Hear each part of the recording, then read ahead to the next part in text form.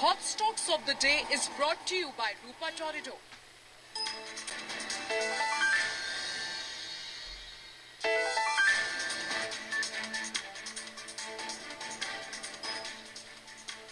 Welcome back. आप देख रहे हैं आपका बाजार। हमारे साथ विजय चोपड़ा जुड़े हुए हैं और साथ ही अब हमारे साथ कुणाल भी मौजूद है। कुणाल, आपका स्वागत है शो में। बहुत क्विक आपसे रिएक्शन लेना चाहूंगी। करेक्शन यहाँ पे देखने को मिला है। इनफैक्ट जो हमने इंटरनेशनल क्यूज से हमें हैंडओवर मिला और साथ ही जो चारू मार्केट 8175 के लेवल्स को पार नहीं करता, तब तक मुझे लगता है कि ये जो अभी आप मूव देख रहे हैं कि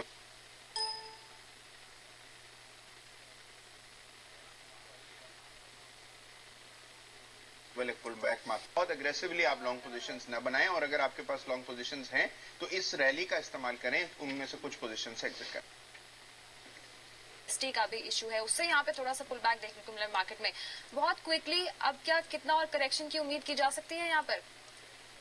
70 के लेवल पर है।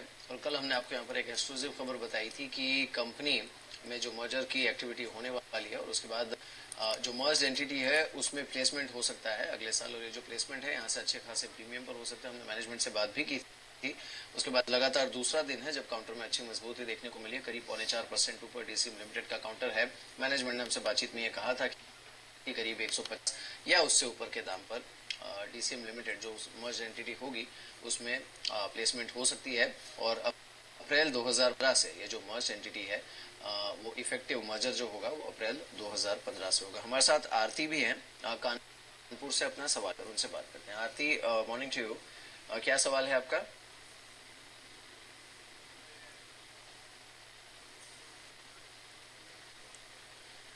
शायद आरती से हमारा संपर्क नहीं हो पा रहा है। हमारे साथ राजेश पांडे भी हैं पुणे से सवाल लेकर। राजेश, पूछिए अपना सवाल।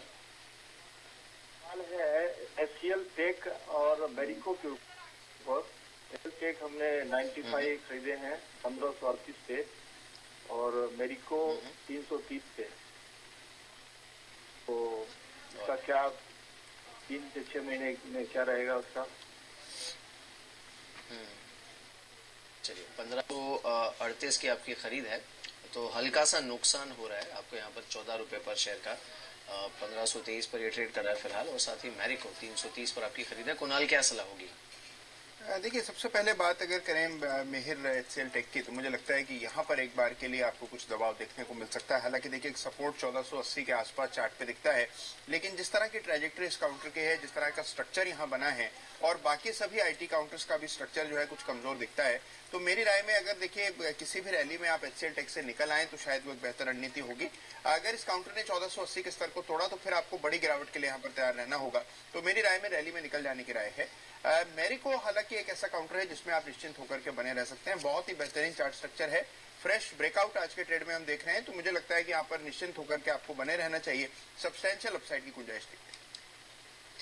चलिए अगले दर्शक से बातचीत कर लेते हैं। नवल है हमारे साथ पुणे से फोन लाइन पर। नवल, बताइए क्या सवाल है आपका?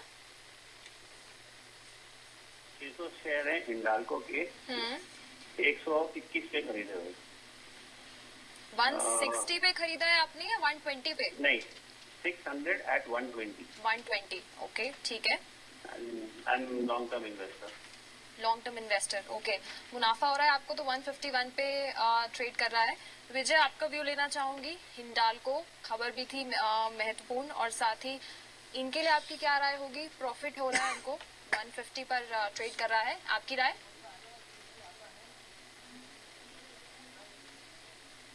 देखिए, मुझे लगता है लॉन्ग टर्म में पोस्ट करेक्शन, अभी जो करेक्शन हुआ या आगे जो भी थोड़ा बहुत करेक्शन होगा, मुझे लगता है लॉन्ग टर्म में मेटल्स में काफी गिरावट देखने को मिल चुकी है और कहीं ना कहीं एक्यूमुलेशन इसमें अब होना शुरू हो जाएगा। जनरली थोड़ा टाइम लगता है अप मूव के लिए। ये ऑलरेडी प्रॉफिट के ऊपर बैठे हुए हैं। मेरा ये मानना है कि अगर ये होल्ड करें, लॉन्ग टर्म इन्वेस्टर हैं, तो हिंडाल्को में निश्चित रूप से आपको 165-70 का स्तर तो बहुत जल्द देखने को मिलेगा 3 से 6 महीने के अंदर। तो डेफिनेटली इसको होल्ड करके चलें और शॉर्ट टर्म प्रेशर हो सकते हैं, बट लॉन्ग टर्म में मुझे बहुत अच्छा लगता है।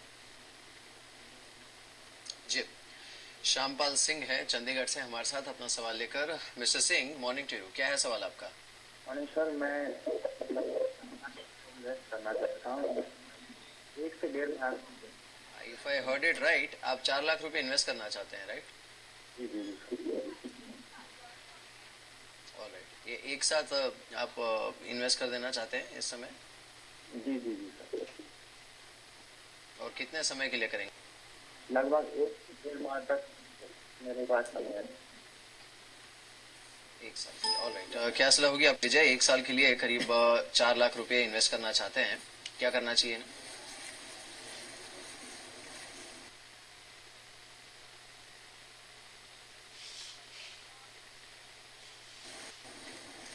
पहली सलाह तो मेरी ये है कि जब भी कोई भी निवेशक इन्वेस्ट करें वो करेक्शन में करें। फ्रंट लाइनर्स अच्छे लगते हैं मेरे को, मैंने उसके अलावा ज्योति लैबोरेटरीज मुझे अच्छा लगता है, मदरसन सुमी आप ले सकते हैं, कैस्ट्रॉल आप ले सकते हैं और अशोक ले।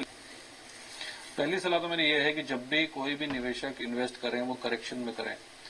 फ्रंट लाइनर्स अच्छे लगते हैं मेरे को, मैंने कुछ स्टॉक्स पहले ही बोले। उसके अलावा ज्योति लैबोरेटरीज मुझे अच्छा लगता है, मदरसन सुमी आप ले सकते हैं, कैस्ट्रॉल आप ले सकते हैं और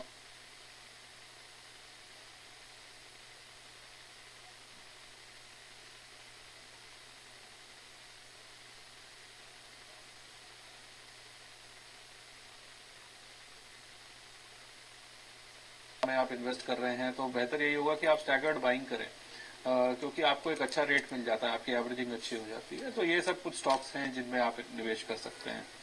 चलिए, तो आपको निवेश के लिए स्टॉक्स बता दिए गए हैं, आप कैसे अपना पोर्टफोलियो डेवलप कर सकते हैं। एक और सवाल एसएमएस के जरिए शामिल कर लेते हैं। महेश ने ठाणे से सवाल पूछा है, ओएनजीसी के शेयर खरीदे हुए हैं, 125 शेयर खरीदे हैं इन्होंने और इनका भाव जो है वो 555 के भाव पर इन्होंने खरीदे हुए हैं।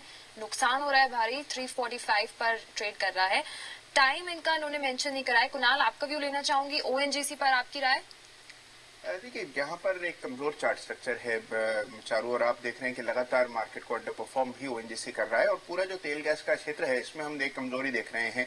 मुझे लगता है कि यहाँ पर ओएनजीसी में कुछ समय के लिए और दबाव देखने को मिलेगा और जो ओएफएस के चलते भी इसमें एक ओवरहैंग बना रहेगा। तो मुझे नहीं लगता कि कोई बहुत सब्सटेंशियल इंक्रीमेंट आने की संभावना इसमें दिखती है। तो यहाँ पर संभव है कि आपको 310 के लेवल्स भी आते हुए दिखाई देंगे और जिस कीमत पर निवेशक ने खरीद की है वो कीमत आने में मुझे लगता है कि बहुत लंबा इंतजार होगा। इससे बेहतर रणनीति होगी कि किसी रैली में आप इस काउंटर से निकल आए और निजी क्षेत्र के रिलायंस इंडस्ट्रीज में आप निवेश करें, तो मुझे लगता है कि आपको कम अवधि में आपकी कीमत मिल जाएगी। बिल्कुल। चलिए, इस बीच निशांत हैं हमारे साथ राजस्थान से अपना सवाल लेकर। निशांत, पूछिए अपना सवाल। सर, मेरा सवाल है, मैं सर डीसीबी बैंक से शेयर खरीदे हैं, हेलो, और आउटलुक कितना लंबा है आपका? सर मैंने डीसीबी बैंक के 106 में 20 शेयर खरीदे हैं और एसबीआई के 311 में 100 शेयर हैं। 311 में 100 शेयर्स हैं आपके पास, दोनों ही बैंकिंग स्पेस के ही हैं। आप बने रह सकते हैं ना 6 महीने 1 साल तक? हाँ सर। चलिए 106 की आपकी खरीद है तो फिलहाल बिल्कुल फ्लैट है, कोई खास आपको नुकसान की आशंका फिलहाल नहीं है। आज काउंटर अच्छा चला भी है। एंड सेकेंडली एसबीआई 311 के लेवल पे है आपके पास। कुणाल, क्या सलाह होगी? दोनों ही काउंटर्स पर 6 महीने से 1 साल का व्यू है। देखिए, दोनों ही काउंटर्स में बने रहने की राय है मेरी। मेहर, मुझे लगता है कि जो बैंकिंग क्षेत्र है ये अगुवाई करेगा। अगर मान लीजिए बाजार यहाँ से मजबूत होता है तो उसमें सबसे ज्यादा जो आउट परफॉर्मेंस है वो बैंक से देखने को मिलेगी और मान लीजिए बाजार में थोड़ी बहुत नरमी भी रहती है तो भी मुझे लगता है कि बैंकिंग स्पेस में उस तरह की गिरावट नहीं आएगी। तो आपने जो बैंक्स में निवेश किया है बिल्कुल ठीक है और क्योंकि आपने मौजूदा स्तरों के आसपास ही निवेश किया है तो अभी चिंता की कोई वजह नहीं है। आप एक स्टॉप लॉस जरूर रखें। स्टेट बैंक में विशेष रूप से मुझे लगता है 290 का एक स्टॉप लॉस रख करके आप निवेशित रह सकते हैं। चलिए, तो राय आपको दी जा चुकी है, आपको क्या करना है स्टॉक पर। अभी लेते हैं एक छोटा सा ब्रेक, लेकिन तरीका आपको फटाफट से बता देते हैं। आप भी हमें एसएमएस कर सकते हैं शेयर लिख के 57575 पर और साथ ही हमारी दोनों फोन लाइंस भी ओपन है। अभी लेते हैं एक छोटा सा ब्रेक, जल्द लौटते हैं।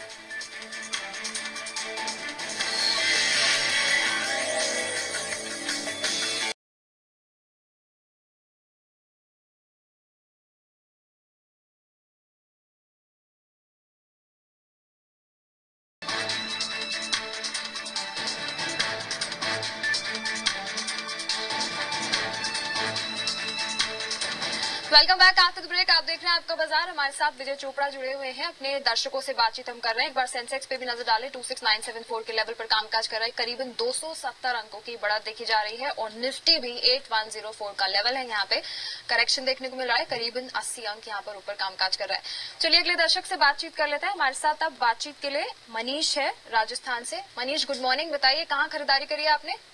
गुड मॉर्निंग मैम जी, सवाल पूछिए। जी, मेरे पास एनटीपीसी है एवरेज 150 पे। तो मैं ये अभी होल्ड करके चलूं या इसको नीचे एवरेज कर लूं? 150 के भाव पर खरीदा हुआ है आपने एनटीपीसी? ये 150 पे 300 शेयर है एवरेज। ठीक है, ठीक है, ठीक है, राय ले लेते हैं। विजय, क्या राय होगी आपकी? 130 पर ट्रेड कर रहा है, लॉस हो रहा है इनको, क्या करना होगा इनको?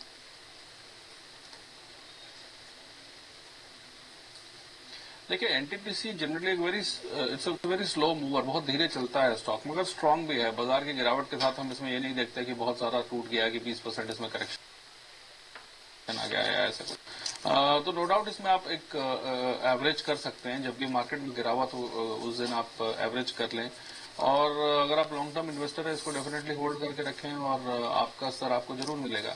इसके साथ साथ मैं ये भी कहूंगा कि जब मार्केट में गिरावट होती है तो कई बार अच्छी अपॉर्चुनिटी होती है दूसरे स्टॉक्स में घुसने की भी। हमने देखा कि काफी स्टॉक्स में गिरावट देखने को मिली, चाहे वो गोदरेज इंडस्ट्रीज हो, चाहे वो अबैन हो, चाहे वो हेवल्स हो, चाहे वो मास्टेक हो, काफी अच्छी वैल्यूएशंस मिल जाती हैं। तो वो भी एक अच्छा मौका होता है कि अगर आप फ्रेश कैपिटल लगाना चाहते हैं तो अपने पोर्टफोलियो को थोड़ा डे रिस्क कर सकते हैं। But NTPC is a very safe stock that way, और अगर आप एवरेज करें तो मुझे लगता है आपका बाइंग प्राइस नीचे आ जाएगा और आप इसमें एग्जिट करके किसी फास्ट मूविंग काउंटर में आप जा सकते हैं जो कि आपको ज्यादा रिटर्न्स दे। बिल्कुल। चलिए, इस बीच एक अहम ट्रिगर जो कल बाजार बंद होने के बाद आया था वो है कैबिनेट ने जो जीएसटी संशोधन बिल है उसे मंजूरी दे दी है। इसके बाद इसे संसद में दोनों सदनों में पेश किया जाएगा संशोधन के लिए। लेकिन इसका इम्पैक्ट क्या हो सकता है ये बताने के लिए सुमित हैं हमारे साथ। सुमित, बताइए। शुक्र है मेहरा। इनफैक्ट जो इम्पैक्ट है मार्केट में देखने को भी मिल रहा है। आप इससे जुड़ा हुआ कोई भी शेयर उठा रहे हैं, चाहे वो लॉजिस्टिक स्पेस से हो, एंटरटेनमेंट स्पेस से हो, सब में एक अच्छी बाइंग देखी जा रही है। शुरुआत करेंगे लॉजिस्टिक स्पेस के साथ ही, जहां पर अगर जीएसटी इंप्लीमेंट होता है तो किस तरह के इम्पैक्ट आएंगे, क्योंकि मौजूदा जो लॉजिस्टिक कॉस्ट है वो करीब 14% के आसपास है और ये बाकी अपने जितने पीयर्स हैं, चाहे डेवलप्ड मार्केट्स की बात करें, वहां से करीब 6 से 7% नीचे ज्यादा ही है, क्योंकि 6 से 7% वहां पे कॉस्ट होती है, यहाँ पे 14% कॉस्ट है। अगर जीएसटी इंप्लीमेंट हो जाता है तो इसकी कॉस्ट थोड़ी सी रेशनाइज होगी, क्योंकि टैक्स स्ट्रक्चर ईज आउट होगा और जो ट्रक के लिए जो यूजुअली पेपर वर्क के लिए करीब 24 से 48 घंटे लगते हैं वो काफी हद तक कम हो जाएंगे। तो ये एक अच्छा ट्रिगर होगा ट्रांसपोर्ट सेक्टर के लिए। आप इसी के मद्देनजर ऑल कार्गो, गति, ब्लू डार्ट जैसे जो शेयर हैं उनके ऊपर नजर रखें। आज एक अच्छी तेजी भी देखी जा रही है। एफएमसीजी स्पेस के लिए हमेशा से एक मांग रही कि जीएसटी लागू हो, क्योंकि अनऑर्गेनाइज सेक्टर से यहाँ पे काफी बड़ा एक थ्रेट भी आता है। अगर ऐसा कुछ होता है तो ऑर्गेनाइज सेक्टर के लिए एक अच्छा कदम हो सकता है। और दूसरा, अगर टैक्स पेयर्स का जो बेस है उसे भी वाइडन करने की कोशिश की जा रही है, जहां 15 लाख है उसको घटा के 10 लाख करने की बात हो रही है। अगर ऐसा होता है तो टैक्स पेयर्स का बेस बढ़ेगा, वो भी सेक्टर के लिए काफी अच्छी खबर होगी। तो Britannia, Marico, HUL, ITC, Godrej consumer जैसी कंपनियां जो हैं उनको साफ तौर पर फायदा आता हुआ दिखाई पड़ेगा। ऑटो सेक्टर में SUVs के ऊपर करीब 48%, माफ कीजिए 41% के आसपास टैक्स लगता है। अगर जीएसटी लागू हो जाएगा तो यूनिफॉर्म होकर करीब 20 से लेकर 24 के बीच में आ जाएगा। अगर ऐसा होता है तो SUV बनाने वाली कंपनियां जैसे फोर्स मोटर्स हो गई, टाटा मोटर्स हो गई, M&M हो गई, उनके लिए एक अच्छा ट्रिगर के तौर से देख सकते हैं।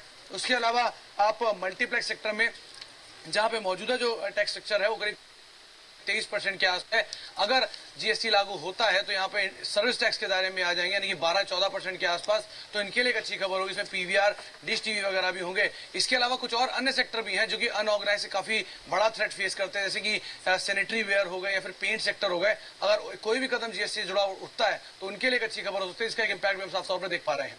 जी, शुक्रिया सुमित पूरी जानकारी देने के लिए। और सरकार की तरफ से काफी अहम कदम है ये टैक्स सुधारों की दिशा में जो सरकार ने उठाया है। और साथ ही इस पे सेक्टर्स पर भी अगर हम बात करें, विजय मैं आपका व्यू लेना चाहूंगी। पूरी खबर आपने सुनी और इनफैक्ट सेक्टर्स की बात करें तो logistic sector, FMCG, auto, multiplex sector, इन सभी को अगर ये पास हो जाता है सभी को बेनिफिट होता है यहाँ पे दिखेगा। इनमें से आप कोई सेक्टर्स में से आप कोई पिक यहाँ पे रिकमेंड करना चाहेंगे?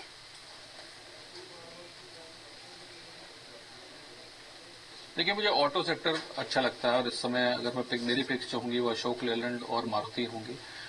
महिंद्रा एंड महिंद्रा भी एक बहुत अच्छा पिक होगा। इन सभी में मुझे ऑटो ज्यादा अच्छा लगता है। चलिए, इस बीच हमारे साथ और एक दर्शक हैं। हमारे साथ इस समय राहुल हैं, मीरठ से अपना सवाल लेकर। इनफैक्ट अमरजीत भी हैं हमारे साथ। राहुल, पहले आपसे जानते हैं। राहुल, बोलिए, क्या है सवाल आपका? सर, मैंने डिशमन फार्मा लिए हैं 145 पर 200 शेयर सर, और बर्जर पेंट लिए मैंने 413 पर 250 शेयर। सर अब मैं क्या करूँ उसमें? और आउटलुक कितना है आपका? आप कितने समय बने रह सकते हैं? हेलो, कितने समय के लिए आप इन्वेस्टेड रह सकते हैं? सर मैं 3-4 महीने तक इन्वेस्ट कर। 3-4 महीने का व्यू है ना। ऑलराइट, विजय, क्या सलाह होगी आपकी? डिशमैन फार्मा और बर्जर पेंट्स दोनों पर इनकी पोजीशन है और 3-4 महीने तक इन्वेस्टेड रह सकते हैं। देखिए, इन दोनों स्टॉक में से मुझे बर्जर पेंट ज्यादा अच्छा लगता है विद लॉन्ग टर्म पर्सपेक्टिव। यदि आप इसको होल्ड करके रखते हैं तो मुझे लगता है कि ये मल्टी बैगर भी हो सकता है अगर कुछ सालों के लिए अगर कोई होल्ड करे। पर मेरा शॉर्ट टर्म टारगेट इसमें 450 का है। कोई 12 से 18 महीने इसमें रखे तो मुझे लगता है कि शॉर्ट टू मीडियम टर्म में इसको ये अच्छे रिटर्न्स दे सकता है। जहां तक डिशमैन फार्मा की बात है तो मैं कोई बहुत ज्यादा बुलिश नहीं हूं इस काउंटर पे। आपको जब भी रैली में इसमें आप बाहर आ सकते हैं। इसकी जगह आप स्विच कर सकते हैं डॉक्टर रेड्डीज में या लुपिन या ग्लेनमार्क में, जो कि एक ज्यादा अच्छे फंडामेंटली स्ट्रांग काउंटर्स हैं और जिनकी पहुंच और रीच और बैलेंस शीट कहीं ज्यादा बेहतर है, स्ट्रांग है और उनका प्रोडक्ट रेंज बहुत अच्छा है।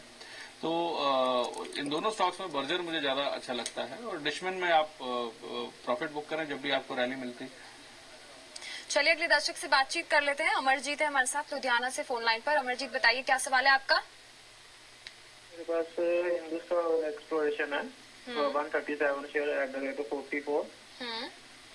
तो इसके बारे में पूछना था, मैं काफी लॉस आ रहा है 34.7। जी जी, 10 रुपए का लॉस है आपको। होल्ड करना चाहेंगे अभी? हाँ जी, हाँ जी। ठीक है। विजय, HOEC पर इनका सवाल है। 44 पर खरीदारी करी हुई है, 34 पर यहाँ पे ट्रेड कर रहा है, लॉस है इनको। क्या राय होगी आपकी?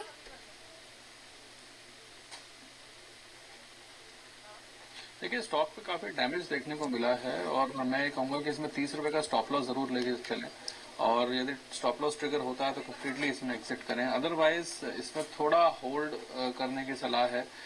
इसको होल्ड करिए, अगर आप एवरेज कर सकें तो आप एवरेज करिए। अदरवाइज इसमें आपको इंतजार करना पड़ सकता है आपके लेवल्स दोबारा वापस आने में।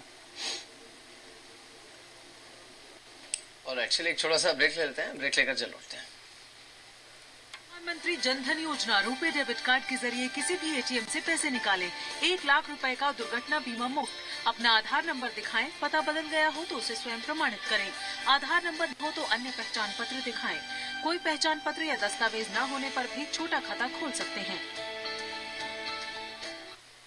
Hot Stocks of the Day is brought to you by Rupa Torrido. पेश है रूपा टोरिडो प्रीमियम थर्मल्स पूरे परिवार के लिए। सर्दियों में only टोरिडो। Hot Stocks of the Day is brought to you by Rupa Torrido.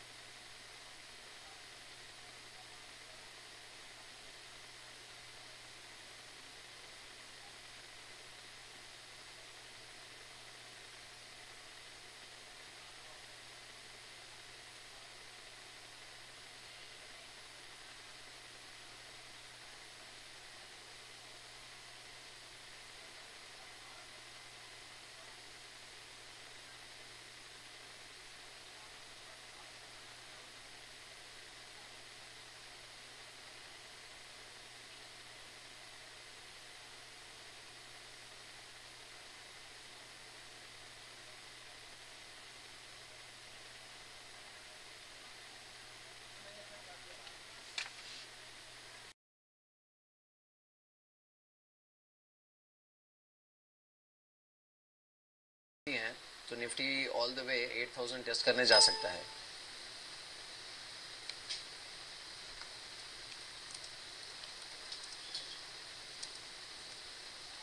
नहीं कहा जा सकता। अगर इंटरनेशनल कंसर्न्स बढ़ते हैं और कुछ चीजें खराब होती हैं तो नो डाउट बाजार में गिरावट का आलम भी हो सकता है। मगर 3-4 चीजें हैं जो इस समय अच्छी लग रही हैं। कल जो फेड की मीटिंग हुई वो पॉजिटिव थी, उन्होंने इंटरेस्ट रेट्स अभी बरकरार रखे हैं।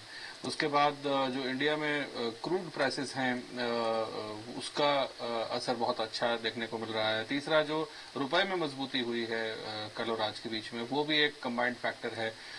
तो मुझे लगता है कि कहीं ना कहीं मार्केट्स में अब करेक्शन हो चुका है तो थोड़ा मार्केट्स ब्रीदर लेंगे और इसमें ऊपरी स्तर भी देखने को मिलेंगे। तो मैं कुछ इंपॉर्टेंट लेवल्स हैं जहां पर जिनको वॉच करूंगा। करीब 8250 के ऊपर जब बाजार ट्रेड करता है तो कंफर्टेबली हम इसको एक बुलिश साइन मान सकते हैं। दूसरी बात मैं एक और बात बोलूंगा कि जैसे एफआईआईज जो हैं वो जनरली हम देखते हैं कि दिसंबर का आखिरी 2 हफ्ते या 2 हफ्ते काफी सुस्त रहते हैं। तो मुझे लगता है कि कहीं ना कहीं उन्होंने प्रॉफिट बुकिंग करी है और अब बाजार में सुस्ती का आलम रहेगा क्योंकि जनरली एफआईआईज एब्सेंट रहते हैं आखिरी 10-12 दिनों में। तो देखना होगा बाजार किस तरह से पैन आउट करता है। बट आई थिंक कि बाजार में एक बार को अच्छी करेक्शन हो चुकी है। जी, तो सभी सेक्टर्स की तरफ से यहाँ पे अच्छा पार्टिसिपेशन देखने को मिल रहा है, बाजार में भी अभी तेजी देखने को मिल रही है। चलिए अपने दर्शकों से बातचीत हम शुरू करते हैं। सभी सेक्टर्स पर आप राय ले सकते हैं, हमारे साथ एक्सपर्ट जुड़े हैं, तरीका भी आपको पता है। चलिए पहले दर्शक से बातचीत कर लेते हैं। हमारे साथ हरिकेश है, हरिद्वार से फोन लाइन पर मौजूद है। हरिकेश बताइए क्या सवाल है आपका? हाँ सर, मेरे पास जो है ये पटेल इंजीनियरिंग का है मेरे पास 100 शेयर 103 के भाव से। मैं 1 साल तक इसको होल्ड कर सकता हूँ, क्या राय देंगे आप? आपके प्राइस से तो गिर रहा है, अभी 92 पर ट्रेड कर रहा है, फिर भी आप 1 साल तक के लिए बने रहना चाहेंगे इस पे? हाँ मतलब अच्छा फ्यूचर इसका अगर दिखे तो मैं रुक सकता हूँ, नहीं तो फिर करूँगा।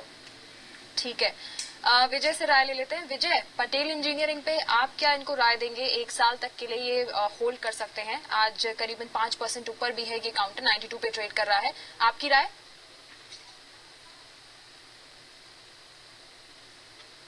देखिए अभी इन्होंने अपना बॉम्बे में लैंड बेचा है करीब 300 करोड़ का और पटेल इंजीनियरिंग का पर्टिकुलरली अगर मैं बात करूं तो फ्यूचर अच्छा लगता है। अगर कोई होल्ड करे तो मेरा पर्सनल टारगेट है स्टॉक के लिए करीब 130 का है। तो 130 के स्तर पे आप बाहर आ सकते हैं। थोड़ा सा हो सकता है कि मोमेंटरी स्लो रहे बट मुझे लगता है कि 1 साल की अवधि से कोई यदि होल्ड करता है तो 130 का स्तर इसमें निश्चित रूप से देखा जा सकता है।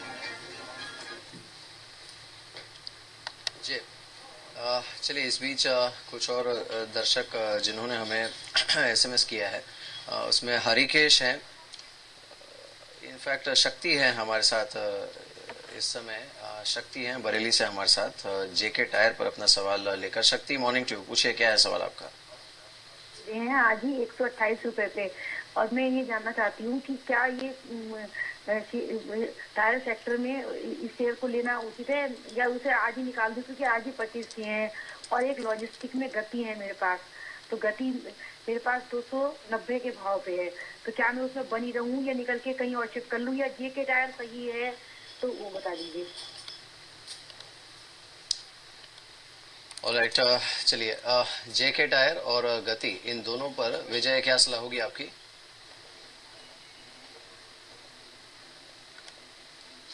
ये पूरी की पूरी टायर इंडस्ट्री पे अगर मैं बात करूं तो पूरे टायर पैक को फायदा पहुंचा था। जो कच्चे रबड़ के भाव थे वो बहुत जोर से गिरे थे अंतर्राष्ट्रीय बाजारों में, तो उसकी वजह से उनको फायदा पहुंचा था। तो सारे के सारे टायर काउंटर्स देखें, चाहे आप अपोलो देखें, चाहे आप जेके देखें, चाहे आप बालकृष्ण देखें, तो काफी चाहे टीवीएस श्री चक्र देखें, कहीं पे भी रुकावट नहीं थी। इन स्टॉक्स में बहुत तेजी देखने को मिली। मुझे लगता है कहीं ना कहीं थोड़ा सा ब्रीदर लेंगे ये स्टॉक्स। तो एक बहुत लॉन्ग टर्म अवधि से तो मैं बहुत ज्यादा बुलिश नहीं हूं, क्योंकि इनमें अच्छा रनअप हो चुका है। और अब ये भी देखना होगा कि ऑटो इंडस्ट्री कैसे पैन आउट करती है। अगर ऑटो इंडस्ट्री पे एक्साइज कट्स आ जाते हैं तो कहीं ना कहीं वहां पे भी एक ये नेगेटिव सिग्नल है। बट फिलहाल के लिए क्योंकि बाजार में इतना डीप करेक्शन आया तो स्टॉक्स जनरली बाउंस बैक करते हैं, तो आप इसको होल्ड करके रख सकते हैं और इसमें 140 का स्तर निश्चित रूप से देखने को मिलेगा। जी, चलिए अगले दर्शक से बातचीत कर लेते हैं। हमारे साथ ईशा है। दूसरा स्टॉक जो आपने बोला है गति। हाँ जी जी, हाँ जी, गति लिमिटेड के ऊपर जो बात करी है, मैंने पहले भी अपने व्यूज व्यक्त किए हैं रिगार्डिंग लॉजिस्टिक्स कंपनीज। जितना इंटरनेट कॉमर्स, ई कॉमर्स जितना बढ़ रहा है इस देश में, उसमें कहीं ना कहीं लॉजिस्टिक्स कंपनीज का बहुत ज्यादा हाथ है और रहेगा। मगर वैल्यूएशन वाइज में कहीं ना कहीं ये स्ट्रेच होती दिखती है। अगर आप ब्लू डार्ट देखें, गति देखें, स्नोमैन लॉजिस्टिक्स है जो कि अभी रिसेंटली लिस्टेड कंपनी है, तो कहीं ना कहीं वैल्यूएशन थोड़ी स्ट्रेच होती दिखती है। मगर कई बार स्टॉक्स महंगे भी ट्रेड कर सकते हैं। तो I am still bullish on गति। मुझे लगता है कि इसको कोई होल्ड करे तो 300 का स्तर इसमें जरूर देखा जा सकता है। तो डेफिनेटली इसको आप होल्ड करें। चलिए, राय आपको दी जा चुकी है दोनों ही स्टॉक्स पर। इनफैक्ट अगले दर्शक से बातचीत कर लेते हैं। ईशा है हमारे साथ बैंगलोर से फोन लाइन पर। ईशा, गुड मॉर्निंग, सवाल पूछिए। Hello sir, I want to buy this Yes Bank. Yes Bank, okay, ठीक है। And RS Software in IT. May I know at which price I can get, and is that okay for future short term? Isha, आप first time invest कर रही हैं stock market में या आप करती हैं? Yeah, I'm first time I'm investing. First time invest कर रही हैं, ओके, ठीक है। राय ले लेते हैं। विजय, येस बैंक और RS सॉफ्टवेयर, दो इन्होंने ये स्टॉक्स पिक करे हैं। फर्स्ट टाइम इन्वेस्टमेंट करना चाहती है। येस बैंक तो अच्छा यहाँ पे परफॉर्मेंस, इनफैक्ट इसका लास्ट वीक भी देखा, इसने अच्छा परफॉर्म करा है। 705 पर ट्रेड कर रहा है। येस बैंक के फ्रेश लेवल्स पर बाय कर सकती हैं। और साथ ही RS सॉफ्टवेयर, आपकी क्या राय होगी?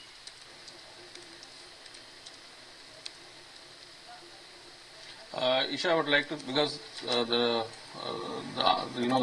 question has been asked in English, I'll answer in English. Yes Bank, I believe that you can enter around 690 odd. Whenever there's a correction in the market, it's a fantastic share, so definitely you can enter this share, and I think that it should achieve the targets of about 800 very, very soon. The other stock you have asked for is RS Software, which is trading at around 490 right now. Again, I would suggest that whenever you want to enter into a market, as you're a new investor, you should enter in a correction. So if you get this stock at around 470 odd, so you should enter this, and I think that it can very soon touch the levels of 550 as well. So both the stocks are good.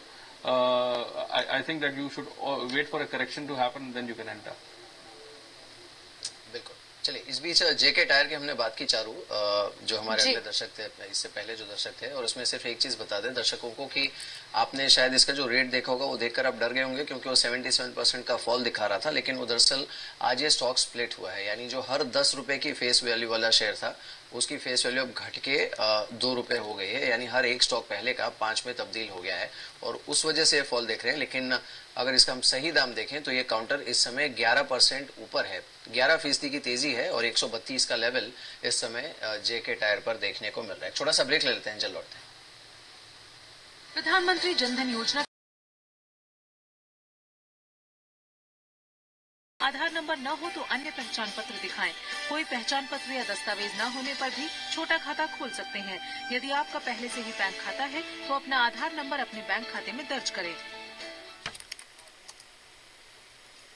Break के बाद एक बार फिर से आपका स्वागत है आपका बाजार में। हमारे साथ अब हमारे अगले दर्शक हैं सुनील हैं हमारे साथ पंजाब से अपना सवाल लेकर। सुनील, मॉर्निंग टू, बोलिए क्या है सवाल आपका? तो SBI पर है, वो मुझे 290 में मिल सकता है। और दूसरा मेरा सवाल है टेक महिंद्रा, यहाँ पर करंट लेवल पर ले सकता हूँ या वेट करूँ? तीसरा सवाल है सन फार्मा, क्या लूपिंग में कौन सा लूँ? 1 साल का मेरा टाइम है। सारा कुछ लेना चाहते हैं काफी कुछ लेना चाहते हैं आप। SBI, Tech Mahindra, Sun Pharma and Lupin, लंबी लिस्ट है आपके पास। कुणाल, क्या सलाह होगी? आपने लिस्ट सुनी ली होगी, but fortunately he is not invested at this point, he wants to invest. तो जरूरी नहीं है कि सारा कुछ अभी का अभी करें, लेकिन आप अगर लेवल्स बता पाए जहां जहां इनके लिए एंट्री पॉइंट। देखिए, जैसे स्टेट बैंक पर मैं राय पहले दे चुका हूं कि मुझे लगता है कि निश्चित रूप से मौजूदा स्तरों पर निवेश किया जा सकता है। ओवरऑल ट्रेजेक्टरी बहुत अच्छी है, और आप देखिए कि स्टॉक ने मार्केट को आउट परफॉर्म किया है। तो अगर आप चाहें तो स्टेट बैंक में आप निवेश करें, 290 के आसपास एक स्टॉप लॉस रखें और कुछ वक्त दें, तो मुझे लगता है वहां एक अच्छा आपको अपमूव देखने को मिलेगा। टेक महिंद्रा पर मेरी खरीद की राय नहीं है। मुझे लगता है कि जो टेक्नोलॉजी स्पेस है इसके चार्ट में काफी कमजोरी आई है और यहाँ पर एक करेक्शन की गुंजाइश दिखती है। तो मेरी राय में टेक महिंद्रा में आप कुछ इंतजार करें। अगर ये काउंटर 2300 के आसपास करेक्ट होकर के नीचे आ जाता है तो उन स्तरों पर जरूर आप लंबी अवधि या मध्यम अवधि के लिए निवेश करें, लेकिन फिलहाल नई खरीद से बचना चाहिए। लुपिन और सन फार्मा में मुझे लगता है कि अगर चुनाव करना हो तो डेफिनेटली सन फार्मा का चार्ट ज्यादा बेहतर लग रहा है और यहाँ पर आप निवेश करें तो एक इसमें फ्रेश ब्रेकआउट भी आया है, तो आप इन स्तरों पर इसमें निवेश कर सकते हैं। चलिए एक और सवाल एसएमएस के जरिए शामिल कर लेते हैं। ललित ने सवाल मेरठ से पूछा, एसएमएस किया उन्होंने। अशोक लेलैंड पर इनका सवाल है, खरीदारी करना चाहते हैं। विजय, आपने थोड़ी देर पहले अशोक लेलैंड रिकमेंड भी करा था। इनफैक्ट इनके लिए क्या राय होगी? इनफैक्ट इन्होंने टाइम होराइजन यहाँ पे मेंशन नहीं करा है। 48 पर ट्रेड कर रहा है अशोक लेलैंड पर, आपकी राय विजय?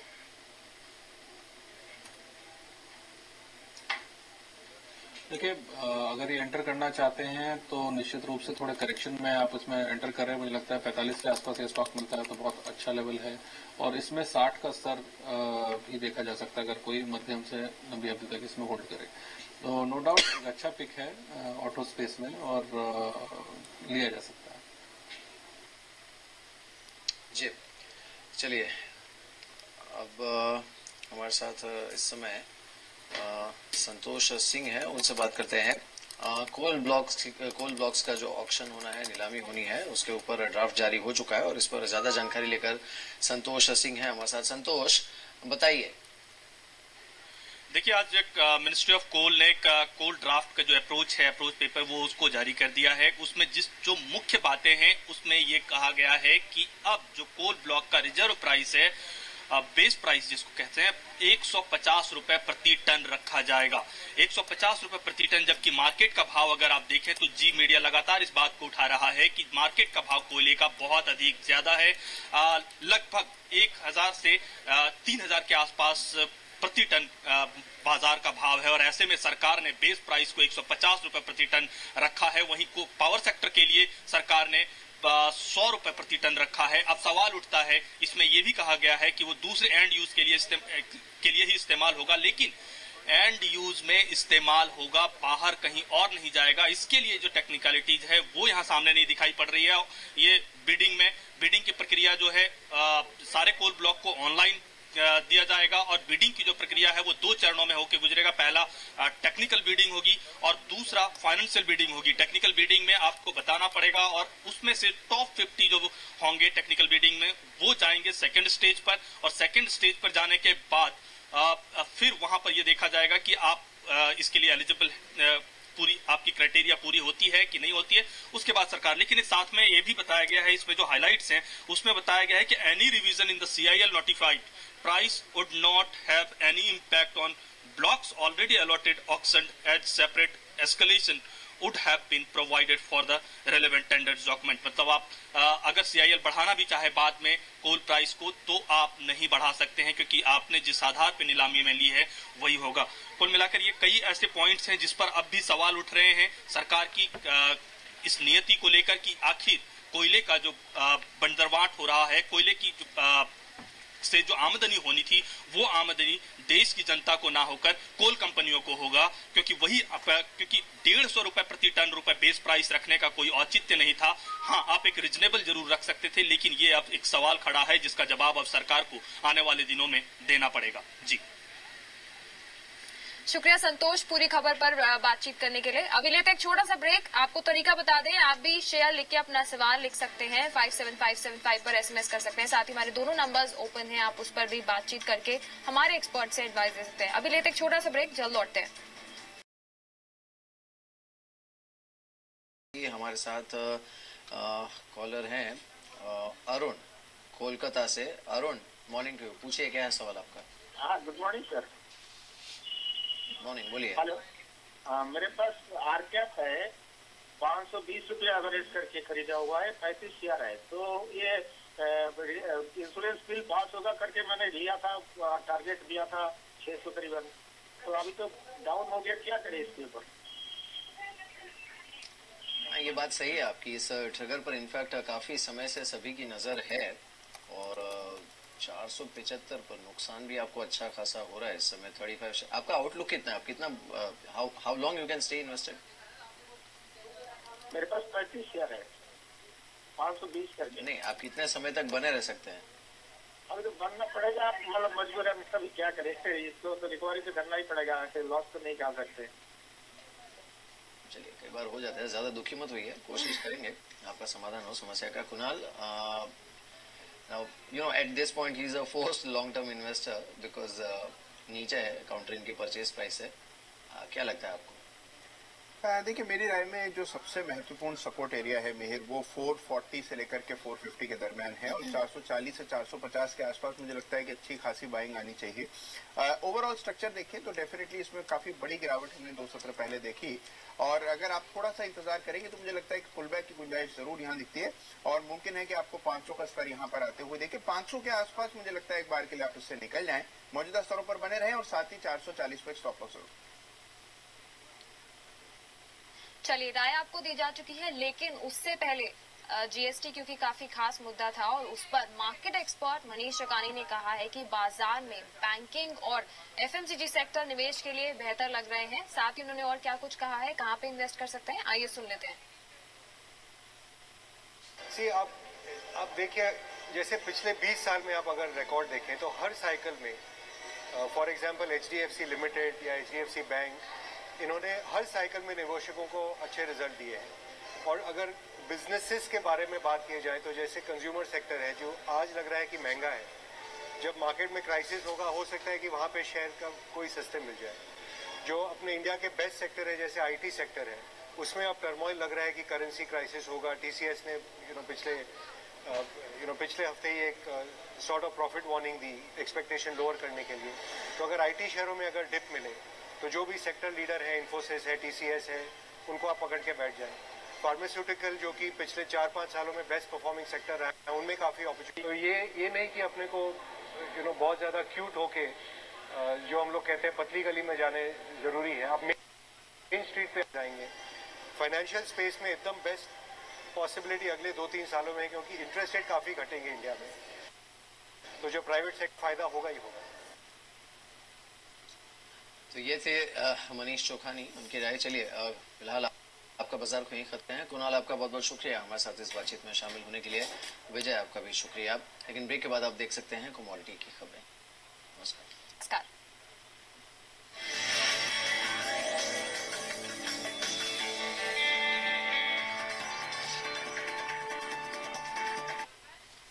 Hot stocks of the day